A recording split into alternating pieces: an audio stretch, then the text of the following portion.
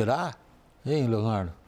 Que o Trump está achando que o Putin está fazendo com ele, Trump, aquilo que o Trump achava que ia fazer com o Putin. Não, agora falando sério.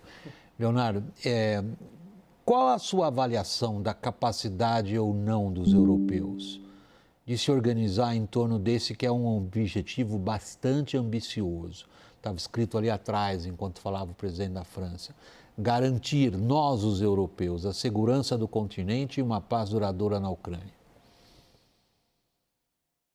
William, os europeus, eles estão, digamos assim, eles foram atingidos por essa reação, essa postura do Trump e resolveram reagir. O Trump não convidou os europeus para participar das negociações lá com Rússia, lá com Ucrânia, novamente, aconteceram lá em Riad, e definitivamente os europeus chegaram à conclusão que quebrou a confiança dos Estados Unidos. E a quebra de confiança no nível estratégico, ela é muito perigosa. E aí nós estamos vendo toda essa mobilização da Europa em torno de aumento de percentual de gastos com defesa, impressionante, os valores. Polônia, 4,7% do PIB gasto com defesa. Hoje saiu o anúncio do primeiro-ministro da Suécia, William, Suécia que era neutra até a entrada dessa guerra, o início dessa guerra, da Rússia invadir a Ucrânia, e o primeiro-ministro da Suécia informou que a meta sueca agora é de chegar a 3,5% do PIB com gasto de defesa até 2030. Ou seja, a Europa está reagindo, a Europa viu que não pode contar com o Trump, com os Estados Unidos do Trump, só que tem um detalhe importante: capacidade de defesa demora. Ou seja, vontade é uma coisa, realidade é outra. Então, por mais que os europeus estejam manifestando essa vontade de aumentar o orçamento de defesa para se construir um navio, para se construir novas aeronaves, ou seja, construir capacidade real de poder combatente, isso leva tempo. Essa é uma grande questão. O Putin sabe disso e o Putin está fazendo um jogo de xadrez com o Trump e com os europeus, tentando ganhar tempo para que as suas tropas possam avançar um pouco mais ali no leste da Ucrânia. Muitos dos analistas lá fora, sobretudo na Europa, Lorival, têm se manifestado céticos em relação ao passo além das declarações de união, de apoio, de reagir ao que o Leonardo acabou de descrever em relação à quebra de confiança estratégica, como ele disse, é algo gravíssimo, feita pelo Trump em relação aos ex-parceiros, agora vamos tratar assim, do Atlântico Norte. Os europeus estão, de fato, conseguindo dar esse passo? Porque participar de reuniões e fazer declarações fortes é a parte mais fácil do negócio. Eles estão na fase do planejamento, né, William? E tem se reunido todas as semanas, né? Tem feito reuniões de cúpula todas as semanas, às vezes em Bruxelas, às vezes em Paris, às vezes em Londres. E é planejamento. Se vai ser executado ou não, não sabemos, né? Mas o planejamento é bastante robusto, né? O plano é bastante robusto. Então, eles estão discutindo agora a mobilização de tropas, né, europeias, lideradas por França e Reino Unido, para, em caso de um cessar-fogo terrestre, né, estarem ali fiscalizando e monitorando esse cessar-fogo e entendendo já que existe a possibilidade, o risco, né, de, no caso de a Rússia tentar ocupar mais território, avançar sobre a linha de contato, haver então um confronto militar.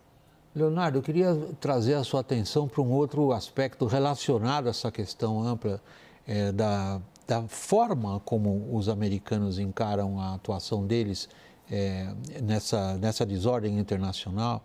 Essa forma ficou escrachada, exposta, explícita, pornograficamente explicitada, digamos assim, naquele grupo de mensagens de um aplicativo comercial no qual estavam discutindo o ataque aos Houthis. Era uma demonstração de amadorismo do ponto de vista de gente que está ocupando praticamente a posição de ter o dedo no botão de um ataque aéreo, que era isso que estava sendo discutido lá. Agora surge, como consequência desse escândalo, em boa medida isso daí é um escândalo, a ideia de que os Estados Unidos, com posturas como essa, estariam colocando em risco, inclusive, a cooperação de inteligência entre os principais países integrantes dessa comunidade nos últimos 70 anos? William, você tocou no ponto fulcral. São duas questões só que eu gostaria de dividir isso que você falou. Primeiro, a questão das pessoas que hoje cercam o presidente Trump. Diferente do primeiro mandato, o presidente Trump, nesse segundo mandato, ele veio muito mais forte. Ele está com a maioria da Câmara, maioria do Senado, ele teve a maioria dos votos totais nos Estados Unidos, e o Trump resolveu, dessa vez, colocar apenas assessores fiéis a ele.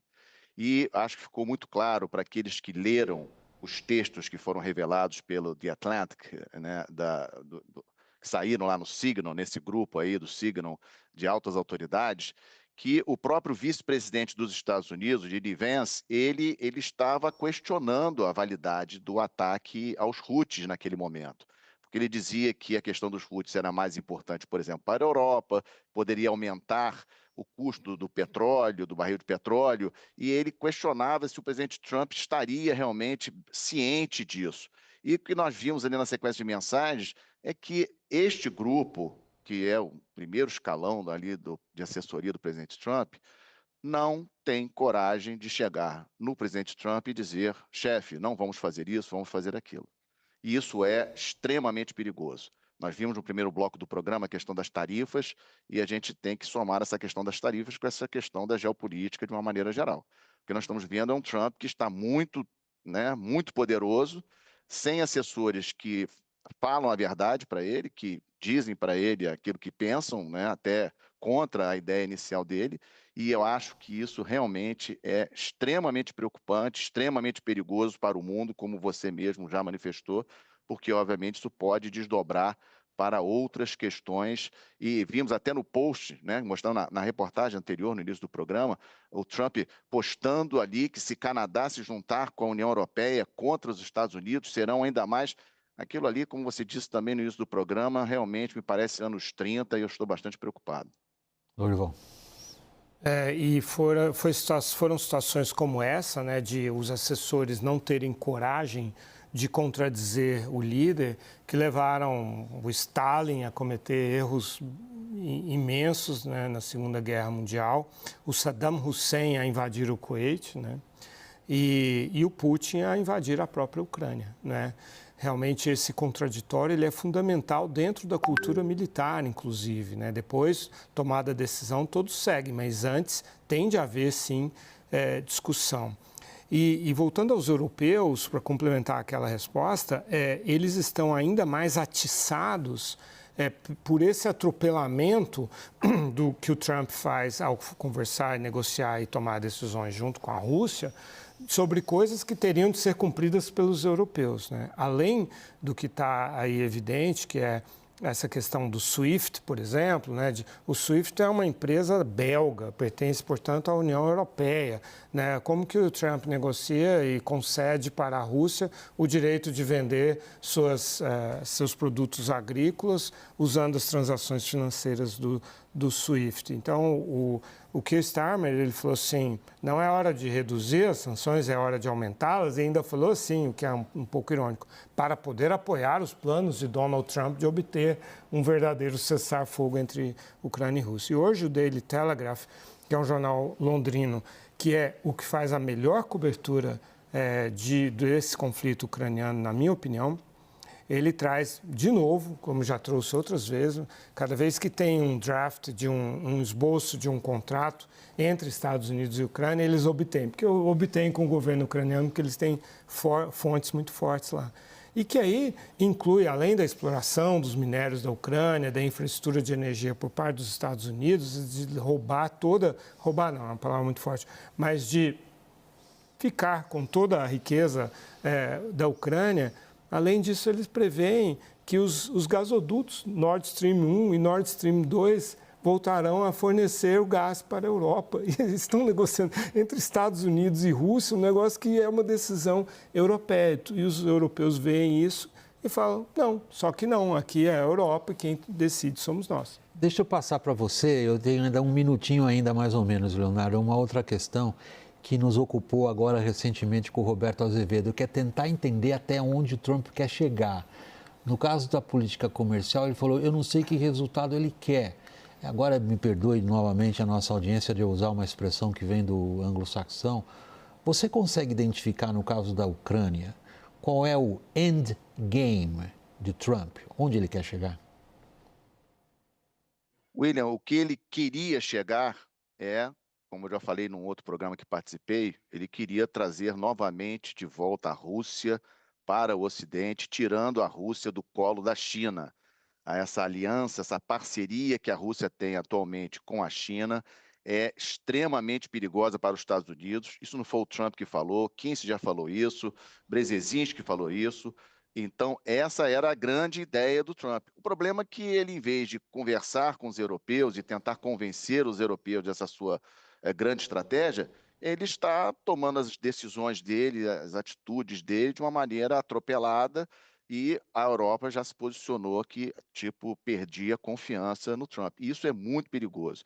E com o mundo se armando da maneira como nós estamos vendo, William, nós precisamos de uma reflexão, sei que não dá tempo de a gente discutir isso aqui agora, mas nós temos, volto a insistir, temos que pensar no caso brasileiro, porque o mundo está se armando, a Europa se armando, Estados Unidos se armando, Rússia, China, nem se fala, ou seja, e como que nós ficamos? Então essa também é uma reflexão importante, porque nós não sabemos aonde vai dar todo esse rearmamento europeu, a Alemanha da Primeira Guerra Mundial, da Segunda Guerra Mundial, agora quebrando aí limites fiscais em relação a gastos com armamento, ou seja, nós não temos noção de onde vai parar toda essa questão também, mas a ideia do Trump era essa aí, de trazer a Rússia novamente, inclusive a questão do gás para a Europa está dentro desse pacote, só que ele esqueceu de negociar com os europeus isso antes. Não, ele tá governando por tweets, né, por mensagens nas suas redes sociais, e isso realmente não é bom, causa uma instabilidade muito grande no sistema internacional. Estou bastante preocupado.